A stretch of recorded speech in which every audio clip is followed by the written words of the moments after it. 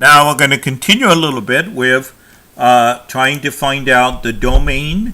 Remember, the domain are the x values, right? It consists of the x values, and the range consists of the y values. So if you're given a graph, if I'm given this graph right here, and I have points, right, all kind of points here. So if I need to find the domains, all I need to do is look at the point x here. What is x? In this case, it is 1 and 2. Negative 1, negative 2, right?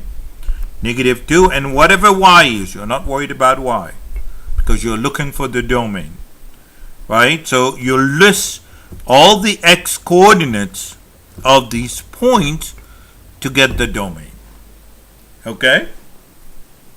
And to get the range, you're going to now find the values of y. So y here, whatever the y values is here, and here, and here, here, and here, that will give you the range, right? Remember, the x values are the domain, represent the domain, and the y values represent the range.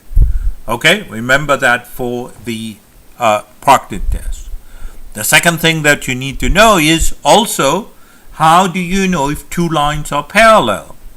Now, two lines are parallel if they have the same slope, right? If two lines are parallel, they will have the same slope. So how do you find out if what the slope is?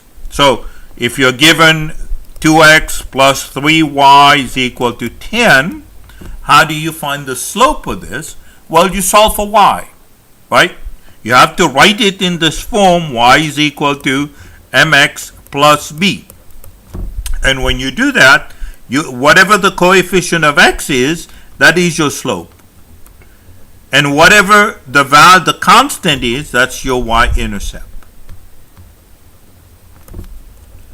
Okay, by doing that, solving for y, that would give you this nice form, and that will tell you the slope of the line. So for example here, if we solve for y, we're going to have 3y, take out a 2x on each side. We have negative 2x plus 10, right? And then what is y? Divide by 3, divide by 3, divide by 3. So you have y is equal to negative 2 over 3 plus x plus 10 over 3, right? So the slope is the coefficient of x. So that's the slope.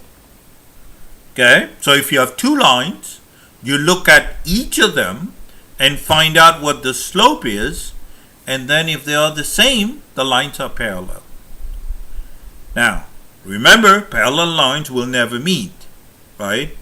So if you know that one line has a slope of 2 and another line has a slope of negative 1/2, which is negative the reciprocal of the first one, then the lines are perpendicular.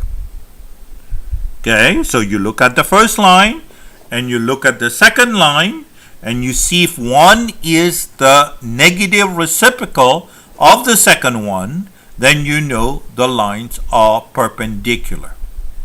Okay, an example is if a line has slope of 5, right? So you have 5x plus 4, y is equal to that. So it is in this form, y is equal to mx plus b. So here the slope is 5. So the line perpendicular to this one will have the slope of negative 1/5. Okay, negative the reciprocal of the slope of the first line. Okay, I'm going to end this right here so we don't have too much material.